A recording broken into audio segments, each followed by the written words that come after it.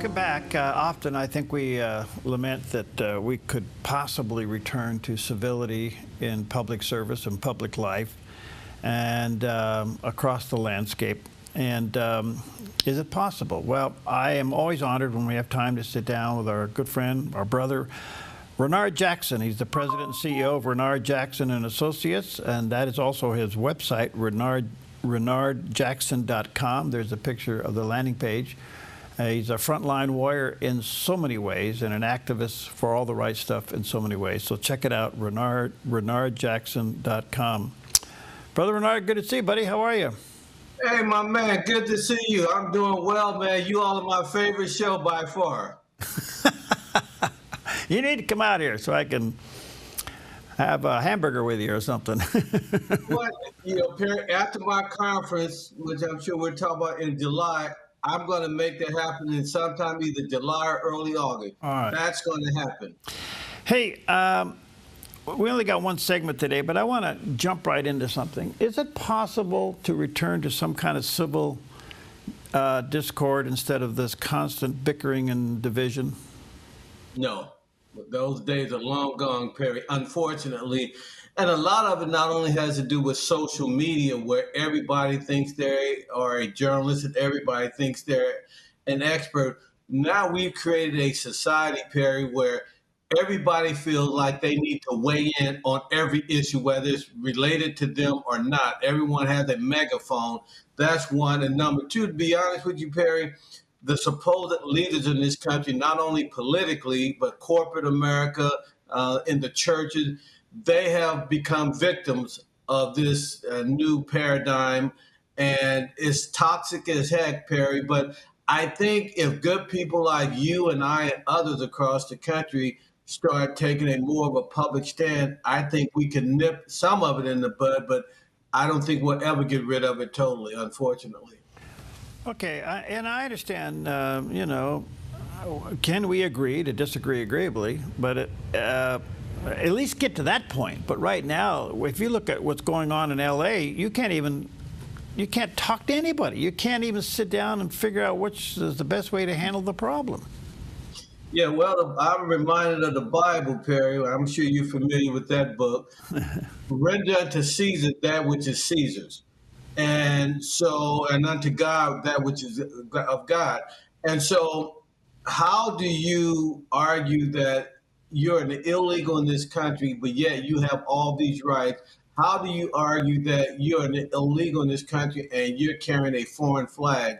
If we can't agree that if you're in the country illegally, Perry, you have to go home, what are we talking about here? The Bible said, obey the law. And our first obligations as Americans and Christians, Perry, you help your own family. And if you are able to help others once your family is taken care of, that's called charity. But your obligation under God is to take care of your own first. I don't know why that's complicated. Okay, but there is beginning to be a stand-up and a pushback to the nonsense. I don't know how far it's going to go, and I don't know where it's going to end up, but we're beginning to see a resistance to the nonsense. And I'll just keep it plain. Nonsense. It's across the board in a big way. But if it's not backed by biblical morality, then where does it lead? Well, without question. And Perry, a lot of folks may get angry for me saying it, but isn't it amazing that the most unlikeliest vessel, Donald J. Trump, is responsible for what you're talking about? Isn't it amazing that he's bringing a revival in the church under the guidance of his presidential administration? And Trump is not a card-carrying Christian. He says he's a Christian, but he doesn't go to church and things like that. But yet, Perry, his policies in general are in sync with a Christian ethic. And who would have thought that Trump would be the vessel God chose? And so who are we, mere mortals, Barry, to tell God who the vessel is going to be to carry out his agenda? And Donald Trump is doing more than any other Republican in my lifetime on these issues of value or morality and things like that. And he's the most imperfect of all people to be doing this, but it's a actual fact. Is he the equivalent to a King Cyrus? I would say so. Yeah, I would say so. And and I would take it a step further. My good buddy Mordecai and Esther had to tell his niece Esther, who ultimately saved the Jewish kingdom, that could it be, Esther, that you were born for such a time like this?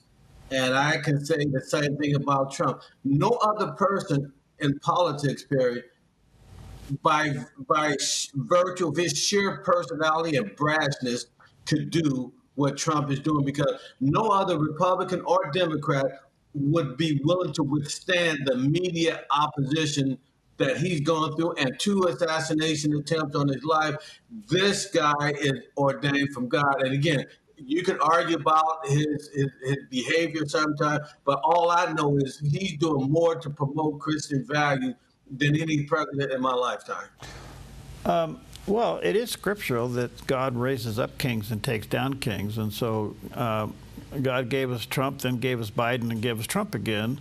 The question would have to be, you know, what's in this? What are we to take from this? Why did we go from right to really left back to really right? I mean, what's God trying to tell us here?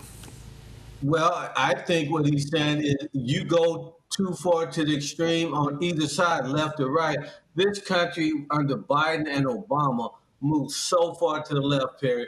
Now that we Christians are afraid to say a boy is a boy and a girl is a girl. And you got people like Joel Osteen and fake preachers and idolatrous preachers like him saying, who are we to judge? I love everyone. Well, are you going to love your brother who's selling cocaine out of the house as well? Yeah, he's God's child. Yeah, if he's willing to repent from his ways, then God will heal our land and hear our prayer. But there's got to be a repentance before you can get to that point. And we as Christians, Barry, as you and I have talked about forever, we have got to stop being afraid of standing up for our values. And I was so disappointed in Simone Biles, what she said to Riley Gaines about women should find a way to accommodate boys in the girls' track and field and bathroom. That's crazy, Perry. That is totally crazy. Wrong is wrong, right is right. And so I think there's a movement of going back to the center, Perry, and included in that is going to be bringing God back to the town square. Because we've been banned from the town square over the past 10 to 20 years. I think that's going to reverse itself.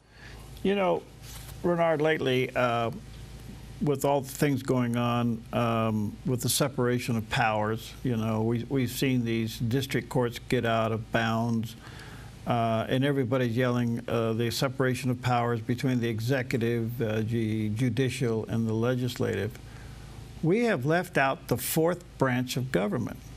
Everybody say there's only 3. You got the executive, the judicial, and the legislative. True, but there's a 4th one, and when you never hear it preached, and that is the biggest part of government is the individual. Yep. And if the individual is looking for the other 3 made up of individuals without character, then we're in the mess that we're in. Right. What you find about liberalism, Perry, is they think so highly of themselves, they think they are God. And a lot of them will confess, we are many gods. And Descartes, the great philosopher, once said that man is the measure of all things. And even if you're not a Christian, Perry, I think we all can agree that the 10 Commandments is a pretty good rule of thumb to live your life by. Thou shalt not murder, thou shalt not covet, thou shalt not lie, adultery, things like that. Who can argue with those just as principles, even if you don't wrap it around a Christian faith? Who can argue that those are not good principles to lead your life by? And when you think that everything revolves around you and you are the measure of all things, Perry, woe be unto that person, because destruction is surely at their doorstep. Okay, it's easy for us to jump on the bandwagon about how bad things are, but there are some signs of healthy things happening. This past Sunday was Pentecost Sunday, and in all 50 states, they did a little survey and found out that that Sunday alone, 27,000 people were baptized. Something's happening. Dr. Barnes says that there seems to be a real hunger and awakening among young men. They're looking for authenticity. They're looking for truth. They're looking for somebody they can trust. There seems to be, and there's a new term out there, a silent revival. What do you think? Oh, I agree. Remember, I think it was last year, Perry. I forget what campus it was on. I think it was the Ohio State, where just spontaneously the student body started having revival services on the schoolyard, and they started baptizing all these football players for Ohio State, and it just spread to the general population. So I think there is a movement going on because, Perry, when you live in a turbulent time and things are confusing to you, people used to run to the church and look for direction, but people have lost so much faith in the church as an institution, not in God, in the institution of the church. People are looking for solutions. They're not looking for multiple choice answers, Perry. Yeah. They need what thus said the Lord. And yes, there's a movement of that actually going on, and it's going to get stronger and stronger and stronger. So what are you up to, bud? What's God got you doing? Well, I have my economic summit July 10th through the 12th here in D.C., and you'll be hearing some announcements next week on some of our keynote speakers. But expect a lot of people from the Trump administration, cabinet secretaries, like my guy Scott Bessent, the Secretary of the Treasury, Paula White, in charge of the President's Faith Council, and her office is literally right next door to the president. And do you understand, Perry, that people will give their right arm in the White House to have real estate next to the president, but he thinks so much of Paula White at the faith-based office that her office is literally next door, the Oval Office. That's and so amazing. that shows you the priority he's putting on her. So hopefully she'll be speaking as well. But I'll definitely let you know, and hopefully you'll have me back on before the conference. But Perry, I've been out there in the vineyards a long time, but all the things that have frustrated me, we're seeing some positive movement all of a sudden under Trump, the least likeliest of all candidates to make this happen. Good to see you. I so appreciate your spirit, your smile, your commitment, your dedication, and you're the man. When I grow up, I want to be like Raynard. Hey, remember, Perry, the highest place on earth is still at your feet. Good to see you, brother. God bless you, pal. Thank you, my friend. See ya.